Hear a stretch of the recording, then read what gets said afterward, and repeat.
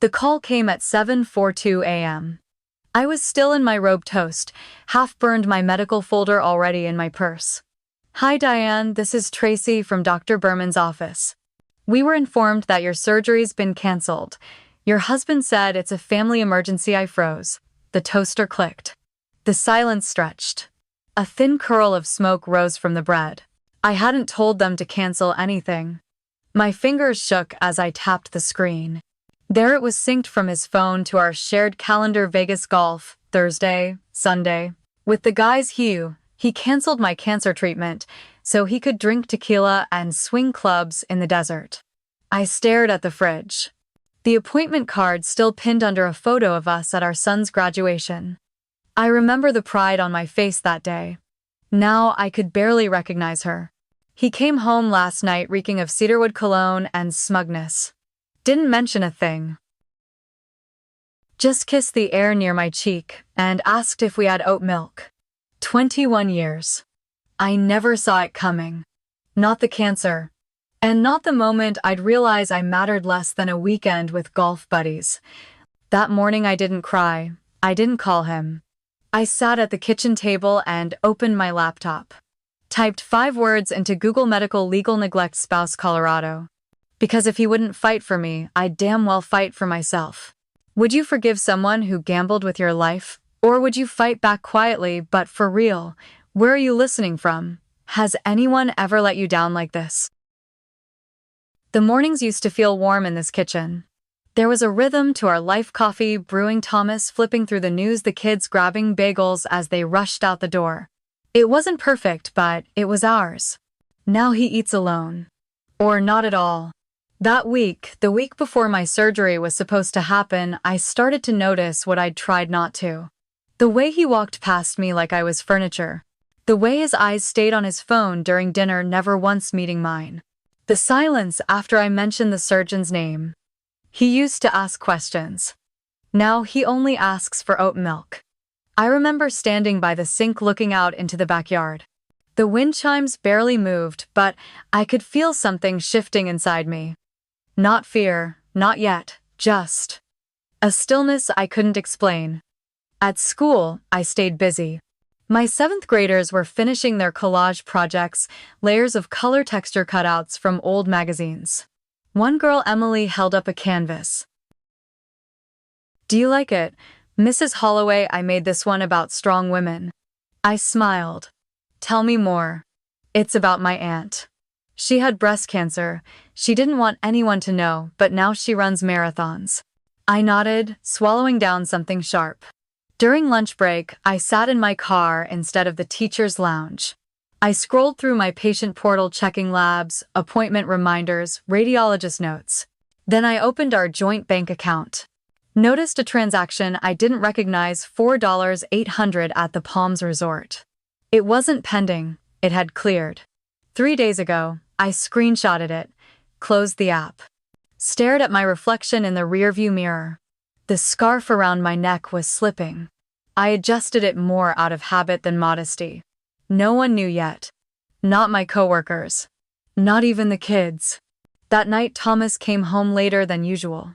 Said traffic was a mess on I-25. Dropped his bag by the door. He didn't ask how my blood work went. Didn't ask if I was scared. He did ask if I'd remembered to pick up more oat milk. "It's in the fridge," I said. My voice sounded too even. We used to lie on the couch together watching crime shows, mocking the bad acting. Now I watch alone. He's either in his office or out with clients. Sometimes he'd come in smelling like peppery cologne I didn't buy. The scent would linger on the couch cushion longer than he stayed beside me. I tried to pretend. Tried to be grateful for the quiet. Tried not to need too much. But one evening while folding laundry, I found a receipt in his jeans. 2 glasses of wine, a seafood appetizer, 1 tiramisu La Bottega. It was dated the night I had my biopsy. The night I came home numb and exhausted, and he said he was too tired to talk. I didn't confront him. Not then. I just slid the receipt into a manila folder and placed it behind the cereal boxes. Next to it, the screenshot from the resort. I wasn't planning anything. Not yet. But something had shifted. On Sunday we had dinner with friends, his friends. Couples we used to vacation with before the kids left for college, before the silences got long. At the table, someone asked about summer plans. Thomas laughed. Sometime in June I'm thinking of sneaking off to Vegas again. Golf, bourbon, and no responsibilities.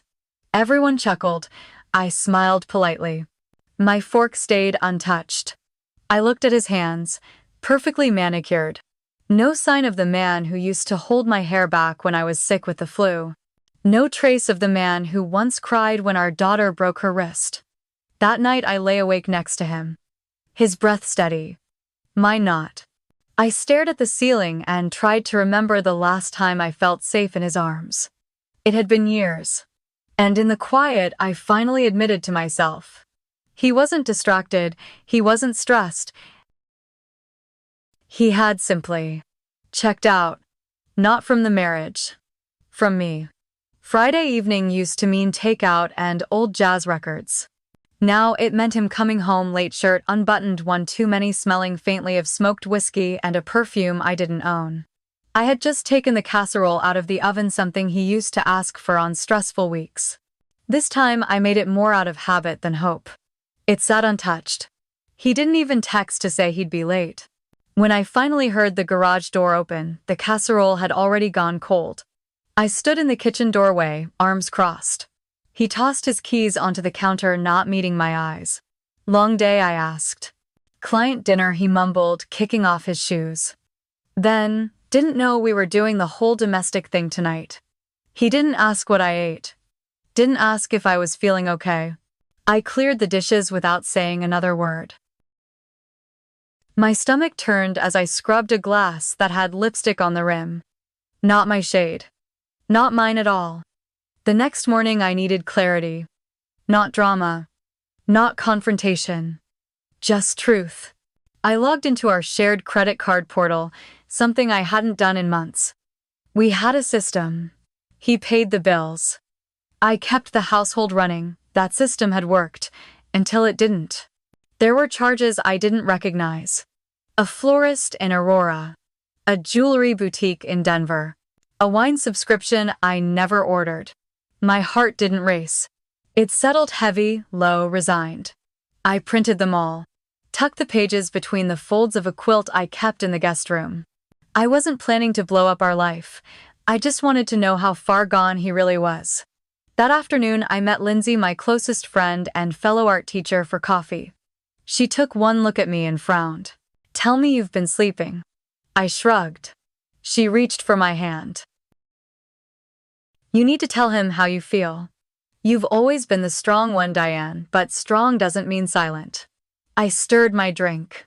Watched the foam dissolve. If he's checked out, do I really want to beg him to look at me again? Lindsay stayed quiet. Then she said something I haven't forgotten. Maybe it's not about getting him to see you. Maybe it's about seeing yourself again. At home I went looking for printer ink in his office drawer. What I found instead was a folded printout and airline confirmation. One-way ticket to Miami. Not for him. For a woman named Marla Bellamy. I froze. The date matched his conference last month. He'd been gone for 3 nights. I remembered crying in bed after my first chemo orientation. He had texted, "Hang in there. I'll make it up to you when I'm back." Apparently Marla was part of that apology. That night I didn't sleep. I lay next to him, feeling the shape of the betrayal like a second body in our bed. The air between us pulsed with something I couldn't ignore anymore. He shifted once, muttered something about tea time. And I thought, how do you leave someone who already left you without saying goodbye? Sunday morning, I sat alone on the patio with a mug of lukewarm coffee. The wind moved the chimes in hesitant bursts. I closed my eyes. When I opened them, I saw him through the kitchen window. On the phone. Smiling. Animated. Alive in a way I hadn't seen in years, just not with me. He looked up and saw me watching. Waved briefly. Held up a finger 1 sec, then turned away. That 1-second wave felt like a knife. Later that afternoon, I opened the family iPad. He barely used it anymore. But his Apple ID was still connected. And that's when I saw it. A photo album synced from his phone. One folder was titled Escape. Inside, pictures of beaches, cocktail glasses, and selfies of him with a woman. Long brunette hair, big sunglasses. Her head resting on his shoulder. His hand on her knee. My chest tightened. I clicked back to the calendar.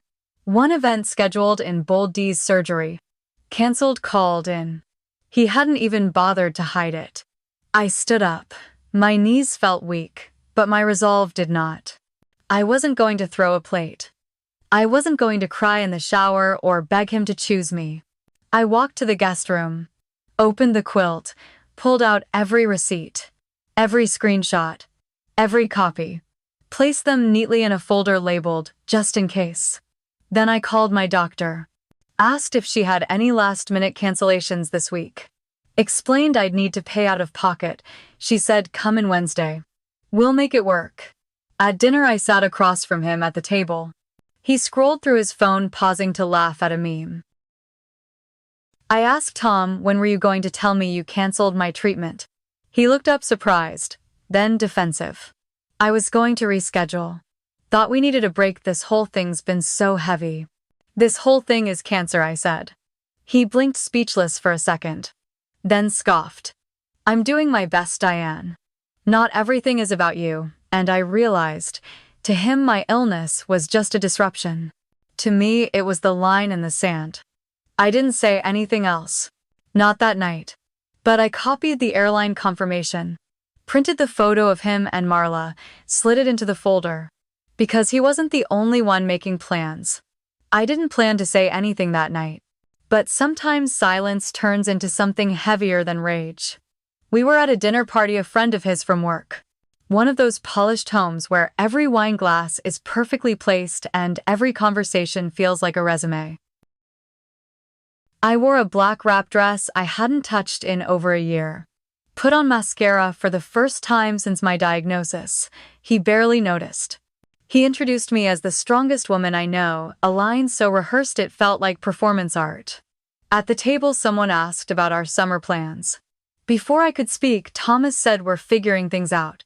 Diane's going through a little health blip, but she's tough. A health blip.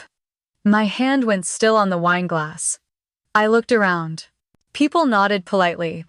No one asked what he meant. No one asked me anything. Back home, I walked straight to the bedroom. Started undressing in silence.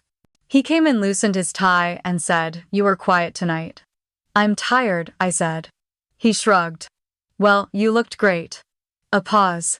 Then I asked it, "Was she there, the one from Miami?" He froze. For once, Thomas didn't have a line ready. Didn't smile. Didn't deny. His only answer was a blink, slow and deliberate. "Then Diane, don't do this." "I'm not doing anything," I said. "You are." The fight wasn't loud, it wasn't violent, it was surgical. I asked questions. He answered half of them with silence, the other half with deflection. "How long?" "It wasn't like that." "Did you cancel my surgery because of her?" "I had to get out, Diane. I needed space." "You were suffocating." That one gutted me. Suffocating. Cancer didn't scare him, my presence did. He went to shower, left his blazer on the chair, and I did something I hadn't done in over a decade. I searched his pockets. Inside, I found it. A folded receipt. One diamond necklace, $1,350. Dated 3 days ago. The name on the card to M. "You're everything I needed." I didn't cry. I didn't tear it up. I photographed it under the kitchen light, then slid it into my folder. At school, the next day I moved like a ghost. Helped a student repaint a smudged canvas. Smiled when they called me patient. No one knew I was unraveling. During my free period, I opened my private email. Created a backup folder titled "In Case He Tries to Fight Dirty." Uploaded every receipt, every screenshot, every scan. Then I messaged a family lawyer, someone Lindsay had recommended months ago when she divorced her husband after 17 years. Subject line: quiet inquiry. That evening, I found Thomas in the garage, polishing his golf clubs. He looked up startled. Need something? I booked my surgery, I said. His hand stilled, at a private clinic. Out of pocket. You won't need to reschedule anything. Diane. I'm not asking permission, I'm giving notice. He stared at me like I'd grown horns. You're making this bigger than it is. No, I said. You already did that. I'm just cleaning up. I went inside. Saturday at the kitchen table. Ran my hand across the wood grain. This table had seen birthdays, math homework, apology flowers. Now it bore witness to a woman quietly setting herself free. Later that night, while folding laundry, I found our wedding album wedged under a pile of winter scarves. The leather was cracked, spine slightly torn. I hadn't looked at it in years. I flipped through pages: our first dance, the toast, his hands on my waist. Then came the note he'd written me the night before the ceremony. No matter what life brings, I will show up for you. Always. I closed the book. And whispered, you lied. The next morning I laid out his receipts on the kitchen table. One by one. The resort in Vegas. The necklace. The plane ticket. The lipstick on the wine glass. The canceled appointment notice. He walked in halfway through tying his tie. Stopped cold. What the hell is this? He asked. Evidence. He scoffed. You think you can build a case against me? I looked up. No, Tom. I already have. He reached for the papers. I placed my hand on them first. Touch anything here and you'll find out how quiet doesn't mean weak. We stared at each other. A full 10 seconds. Not husband and wife. Just two people on opposite sides of a truth too heavy to carry together anymore. He walked out. Didn't say a word. That night I emailed the lawyer. Attached everything. Subject line: ready to move forward. The house was too quiet. Not peaceful, empty. Thomas hadn't come home. No call, no text. Just silence. The receipts still sat in the manila folder, but the weight now lived in my chest. I poured a glass of water, sat on the edge of the bed, and stared at the spot where he usually tossed his jacket. It was funny the way absence could fill a room more than presence ever did. That night, I dreamed of our old house. The one we rented when the kids were toddlers. There was laundry on the floor, spaghetti on the wall, and laughter in the kitchen. In the dream, Thomas stood behind me, arms wrapped around my waist, whispering, "You've always been my home." I woke up before I could answer. By morning, my body felt heavier than usual, not from illness, from clarity. I wasn't losing him. I had already lost him. Somewhere between school drop-offs and late-night arguments about bills, he'd slipped away, and I had kept pretending he'd come back. I opened a drawer I hadn't touched in months. Inside was a birthday card he gave me 2 years ago. A photo of us at Red Rocks smiling against a pink-orange sunset. He wrote, "You make life gentle again. I love you for that." I had believed him. Held onto those words through blood tests, scans, pills, fear. Through nights alone in the waiting room. Through canceled dinners and half-kisses. That card felt like a relic from a story that no longer belonged to me. I called Lindsay. "Come over," I said, "please." She didn't ask questions. Just said, "On my way." We sat on the porch, coffee mugs in hand, knees covered by the same blanket we used back in college. I told her everything. Showed her the receipts. Read the necklace note. Admitted what I'd found in his phone. She didn't gasp. Didn't interrupt. She just listened like someone holding a bowl to catch everything spilling over. Finally she said, "You've been surviving his absence for years, Diane. This isn't new. It just has a name now." I laughed. Then cried. Not loud. Not messy. Just 2 tears that fell quietly into my lap. "I don't even know who I am without him," I whispered. "You're still you," she said. But now without permission. Later that evening, I pulled out my treatment journal. A small leather notebook I'd used to track symptoms, questions, good days, bad ones. I flipped to a blank page. "Who am I now?" I wrote it at the top. Underneath, I started listing things. A woman who rebooked her own surgery. A woman who knew when a lie became a decision. A woman who chose truth over illusion. A woman who still got up for work. A woman who will heal with or without him. The list wasn't poetic. It wasn't brave. But it was honest. And that felt new. That night Thomas returned. It was past midnight. His tie was undone. Eyes glassy. He didn't speak. Didn't ask if I was awake. Just crawled into bed like a stranger trying not to wake a roommate. I lay still. Heart steady. And for the first time I didn't ache for him to turn toward me. The next morning I sat in my car outside school, hands on the steering wheel. I watched the kids stream inside backpacks, bouncing laughter in little bursts. One of my students spotted me wave through the windshield. I smiled. Then looked at my reflection in the rearview mirror. I looked tired, but not broken. During lunch I stepped outside, called my lawyer. Her voice was clear. Professional. Kind. I've reviewed the documents. You have a strong case. If you're ready, we can proceed quietly with full asset transparency and medical endangerment included. I nodded even though she couldn't see me. I'm ready, I said, but I want it clean.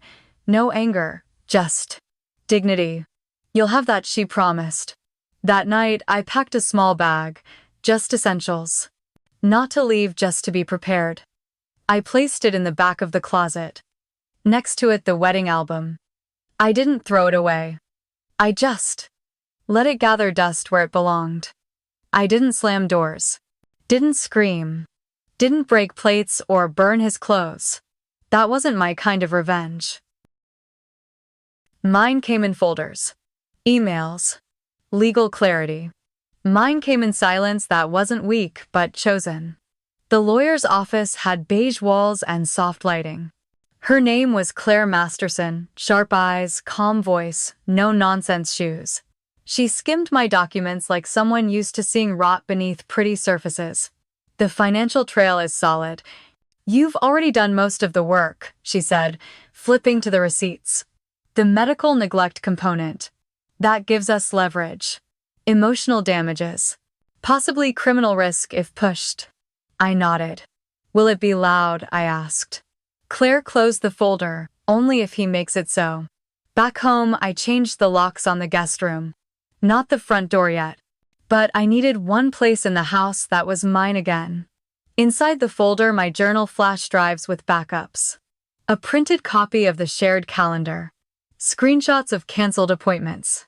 Every transaction from the past 6 months. Marla's photos, dates, timestamps. I even printed the message where he told her, once she's out of the woods, I'll start making moves. Promise. The date 2 days after my first biopsy. One night I made dinner just for me. Pan-seared salmon, lemon, asparagus, a glass of white wine. Thomas came in late. Sniffed the air. Didn't think to make enough for 2, I didn't even look up. I don't plan for people who don't show up. He stood there annoyed, confused, then dismissive. I think that bothered him more than any confrontation. The fact that I no longer begged for his attention. The next morning I called my oncologist. I wanted control not just over my health, but over my schedule. Let's go forward with the lumpectomy. Wednesday morning. And I'd like my records moved to Mountain View Clinic after that. Her voice brightened. Glad to hear it. You sound ready. I am, I said. And I meant it. The kids noticed the change in my voice before they knew anything else. Our daughter called from Seattle. Mom, you okay? You sound different. I almost cried. Instead, I smiled into the phone. I'm getting stronger. She didn't press. Just said, whatever it is, I'm proud of you. That weekend, I took off my wedding ring. Not in anger, not in ceremony, just quietly in the mirror. Set it on the counter next to my moisturizer. Let my hand feel lighter. Thomas began noticing. He came home earlier. Tried to chat over dinner. Even suggested a weekend getaway just to reset. I let him talk. Took mental notes. Added his new promises to the same folder where he stored his lies. Sunday night we watched a movie. Or he did. I sat next to him scrolling on my phone reading testimonials from women who had left long marriages in their 40s, 50s. Women who survived betrayal. Women who weren't too late to start over. Their stories pulsed with quiet courage. And I realized I wasn't alone, and I wasn't the first. He tried touching my shoulder. I gently pulled away. "You're not even trying," he said. "No," I replied. "You're just noticing now that I stopped." I spent Monday morning organizing documents for Claire, added photos of bruises not from abuse but from IVs, injections, treatment preps I'd gone through alone. Labeled each date, aligned them with his trips. There was a pattern. Of disappearance. Of abandonment. That afternoon, I sat with Lindsay in our favorite booth at the cafe off Pearl Street. She reached across the table, touching my hand. "Do you feel scared?" "No," I said. "I feel awake." She exhaled. "I always knew you'd find your line." Quietly but fully. I nodded. "I'm not burning anything down. I'm just done pretending the fire isn't there." That night I printed one more page. A letter, short, precise. No accusations, just truth. "Thomas, I know. I've known. You made choices. Now I am too. This isn't anger. This is self-respect. Diane." I sealed it in an envelope, labeled it with his name. Left it on the kitchen table beside his morning vitamins. No drama, no tears, just paper and ink and the end of an illusion. Then I sat in the quiet tea, warming my hands, breath steady. The house no longer felt like a prison. It felt like transition. Would you go public with the truth or keep walking quietly empowered? When justice doesn't scream, does it still echo Monday morning? I woke before the alarm, breath caught in my chest. Not panic, just a dense kind of knowing. The sky outside my bedroom window was flat and gray. No storm. Just that stillness Colorado sometimes gets in late winter when the trees are bare but the cold no longer bites. I sat on the edge of the bed. My feet found the worn edges of the rug. I pressed my palm against my thigh and whispered into the still air. This is the day I stop surviving and start choosing. Claire's office sat above a bakery on Maple Street. I parked 2 blocks away just to give myself the walk. The cold air woke me more than caffeine could. The folder I held was thick now, the edges worn from flipping. I had labeled every section the night before in soft pencil: finances, health, digital, witnesses, marriage timeline, neglect. I stepped inside. The scent of bergamot and wood polish met me before the receptionist did. Claire emerged wearing a navy blazer, heels that didn't announce themselves, and the kind of still eyes that tell you she's seen worse and won. She smiled, not kindly but reassuringly. "Ready, Diane?" "I am." She led me into her office. No music. No clutter. Just order. I handed her the folder. She opened it slowly, reading each tab, lifting pages like they might burn. "I don't say this often," she said, flipping through a printout, "but you've done my job for me." I exhaled. Not in relief, but in confirmation. I didn't want fire. I just wanted facts. She glanced up. Facts can burn too when they're this clear. She asked questions gently but directly. "When did you first suspect? Did he ever interfere with treatment directly? Did you pay any medical costs from your own account?" I answered all of them. Steadily. Deliberately. And then she asked, "Are you emotionally prepared for what happens if he pushes back?" I paused, and I told her the truth. I've been abandoned in my own home. I've made tea alone after surgeries he didn't show up for. I've canceled dinners, explained his absences, smiled through holidays while he texted another woman. I looked her in the eye. I've already survived the worst part. Everything from here is cleanup. She handed me the documents. 3 signatures, 6 initials. A date. The 5th of March. 8:00 a.m. I signed without trembling. Claire placed 1 copy into a red envelope marked confidential, personal service only. Will serve him discreetly at home. Petition includes medical endangerment, marital misconduct, and asset concealment. I nodded. The weight of those words didn't scare me, they felt earned. On the way home, I stopped by the post office. Opened a P.O. box under my maiden name. No shared address. No digital trail. Just a key, mine alone. I slipped it onto a navy ribbon and wore it around my neck like something sacred. That night, I made dinner for one.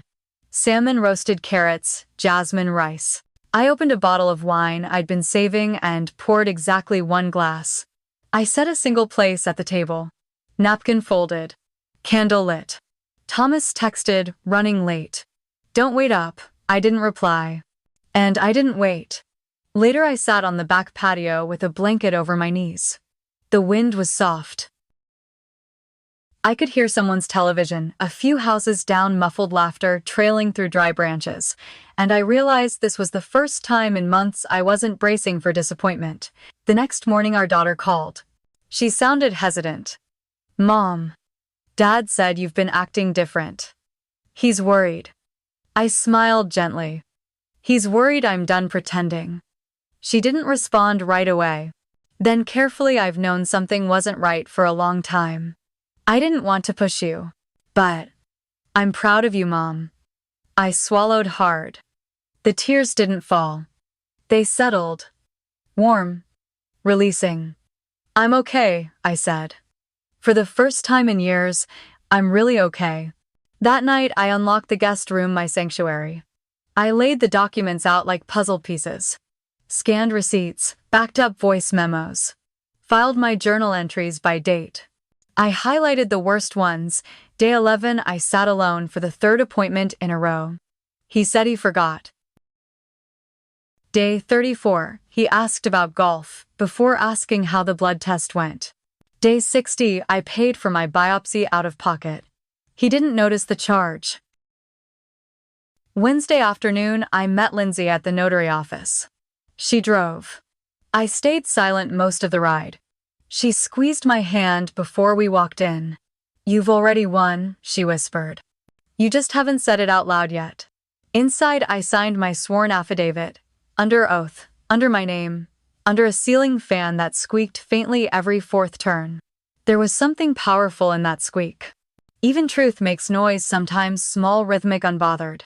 That night, while folding laundry, I found a picture tucked in a sweater drawer. Our 15th anniversary trip to Napa. He was kissing my temple. I looked tired but still hopeful. Still holding on.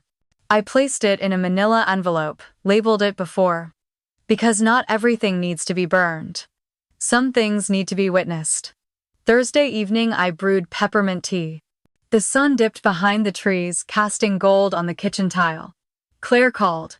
It's on the calendar. Mediation set for next Friday. He'll be served this weekend. I thanked her, then whispered he's going to hate this. She replied he built this. After the call, I picked up the red envelope, the one that would change everything. Placed it gently on his desk, right beneath his framed, quote, character is what you do when no one's watching. I smiled, then turned off the light.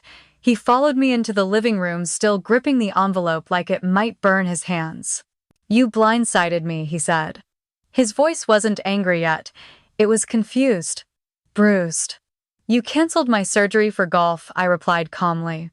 I gave you a year of silence. You used it to disappear. He opened the envelope with shaky fingers. His eyes scanned the first page. Then the second. This is extreme. You want to embarrass me. No, I said. I want my life back. He dropped onto the couch like the weight had finally landed. But I didn't comfort him. Not this time. Monday came quickly. Claire met me outside the courthouse. Pantsuit, flat shoes, steady grip on her briefcase. Are you ready? She asked. I've been ready for months, I said. I just didn't know I was allowed to be. Inside, the mediation room was beige. Neutral carpet, stale coffee in a corner, a box of tissues no one dared reach for. Thomas sat across the table in a navy jacket. He looked polished, but not grounded. His attorney kept checking her watch. Claire laid out the evidence like a soft weapon. Receipts, messages, medical records, appointment cancellations with his name as the one who called in to reschedule. The silence in the room turned from awkward to dangerous. Thomas cleared his throat, Look, this got out of hand. I didn't mean for any of it to happen. Claire tilted her head. Miss Holloway, were you aware your wife was undergoing cancer treatment at the time of these financial transfers? I was under pressure. It wasn't like I didn't care. I looked at him. You cared more about hiding Marla's hotel room than asking if I'd eaten after chemo. His face flinched slightly, but not enough. He turned to me directly. You could have talked to me. You didn't have to do this publicly. I let the silence stretch. I tried. For months, maybe years. You just didn't notice until the paperwork came. His attorney leaned in, whispered something. Claire passed a folder across the table. This is our proposed settlement. Based on marital fault, financial concealment, and medical negligence. You can dispute it, but it will go public if you do. Thomas stared at the folder like it was a foreign language. What are you trying to prove? He asked. That I'm not invisible, I said. Not anymore. 2 hours later it was over. He didn't sign yet, but he knew. It was coming. As we walked out, I saw one of his colleagues in the lobby, someone from the firm's accounting team. She glanced between us, and for a second I saw something in her eyes. Not pity, recognition. She nodded slightly at me, a silent, good for you. At home that night I opened the windows. Let air move through the house again. I walked into his office, cleared the candle that had long since burned down, and opened the blinds. The framed quote still hung on the wall. Character is what you do when no one's watching. This time I smiled. The next morning, I got a voicemail from our daughter. Mom. He called me. He's upset, he's confused. But I told him we saw you disappear too. We just didn't know how to help. Her voice cracked, then steadied. I'm proud of you. Whatever happens next, we're with you. I made a pot of tea. The same ceramic one we got for our 10th anniversary from a market in Santa Fe. It was chipped near the handle, but it still held heat. Still did its job. Later, I went to the clinic. Post-op checkup. The nurse greeted me like a friend. How are you feeling? She asked gently. Lighter, I said. Like I've been holding my breath for 2 years, and I just remembered how to exhale. As I walked back to the parking lot, I saw a woman sitting on the bench near the entrance. She had a scarf wrapped around her head. Pale skin. Eyes rimmed with fatigue. She looked up as I passed. I nodded. She nodded back. It wasn't a smile. It was something deeper. A kind of knowing. We didn't need to speak. Some things live beyond words. At home, I found the final envelope from Claire waiting in the mailbox. Inside, official notice of mediation, scheduled follow-up. Attached a copy of the judge's recommendation. My name now leading. Not attached to his. I stood in the kitchen. Sunlight stretched across the countertop. The hum of the fridge, the ticking clock, the warm scent of lemon balm from the candle I lit just for me. No ceremony. No champagne. Just clarity. And a quiet I finally welcomed. 3 weeks after mediation, I stopped waking up in defense. No jolting heartbeat. No scripted excuse running in my head. Just morning light soft and wide brushing the curtains like it belonged there again. The house had been rearranged. Not drastically. Just enough to let it breathe. His desk was gone. So was the leather armchair no one ever sat in. I filled the empty corner with a fern and a small reading lamp. One night I caught myself reading a novel for 2 hours straight. No checking the clock, no listening for a garage door. I read until my tea turned cold and my chest felt still. The wedding ring lived in a drawer for a while, tucked behind expired coupons and batteries I never used. I wasn't ready to sell it, but I wasn't wearing it either. Then one Thursday, I walked into a consignment shop on 6th and Pine, handed the velvet box to a woman with silver bangs and kind eyes. She opened it. Nodded once. Divorce. Something like that, I said. Her smile didn't pity me, it respected me. I used the money to buy an old drafting table, solid, oak-wide surface worn in all the right places. I set it up in the guest room where once I hid receipts and betrayal. Now it held paintbrushes. glass jars, color wheels taped to the wall, a half-finished watercolor of a blue heron mid-flight. I started painting before school just 30 minutes each morning. Not for show. Not to heal. Just to feel. Sometimes I let the brush drift without purpose. Some mornings I cried. Other mornings I didn't think at all. That space became mine in a way no part of the house had ever been. Not even the kitchen. My daughter flew in from Seattle for my birthday. She brought her favorite candle and new hiking socks for me. We made lemon cake from my mother's handwritten recipe. While I frosted it, she watched me carefully. "You seem different," she said. Different how lighter, she said. But firmer. Like someone who finally put down what wasn't hers to carry. I laughed. But later that night, while brushing my teeth, I looked at myself in the mirror and whispered, "She's right." The final court decree came in a plain envelope with a bold black seal. No drama, no confetti. Just my name standing alone, clean, undiluted mine. I laid it on the table beside a cup of mint tea. Outside, the wind rustled the wind chimes I'd hung 2 days earlier. The sound was soft. No longer eerie. I changed my last name back. Not to erase history, just to write forward. The DMV clerk asked new start. I smiled. Number, just. Reintroducing myself. Lindsay helped me pack the last of his things. We didn't cry, we didn't rage, we folded. Labeled. Loaded them into the trunk. As we closed the lid, she looked around the front porch. "This house remembers you now."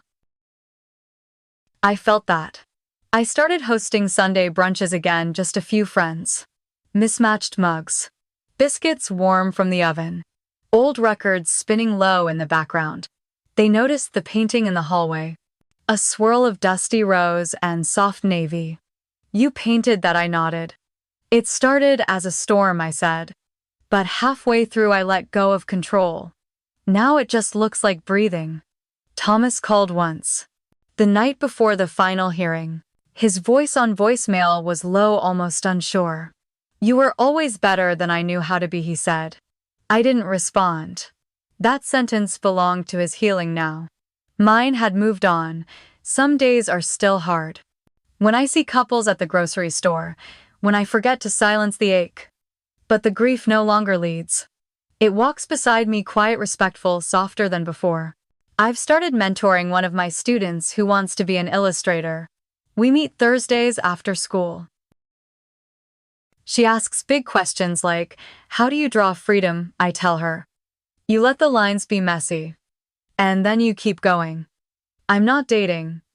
Not yet, but I've fallen in love with the click of the porch light at dusk. The sound of my own fork against the plate. The way my name sounds in full when I say it aloud to myself. Diane Holloway. It fits again.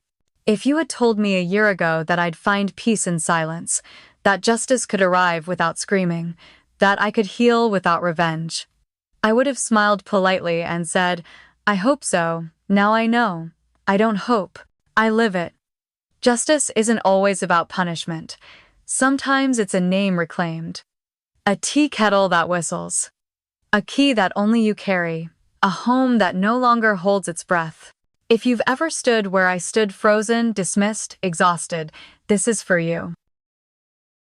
You are not behind. You are not too late. You are not broken. You are not invisible. You are just beginning. Where are you listening from? Have you ever built peace with your own 2 hands? Subscribe to Ian Reddit Story for more true stories of justice, closure, and empowerment after 40. Because quiet doesn't mean weak. And you are not alone.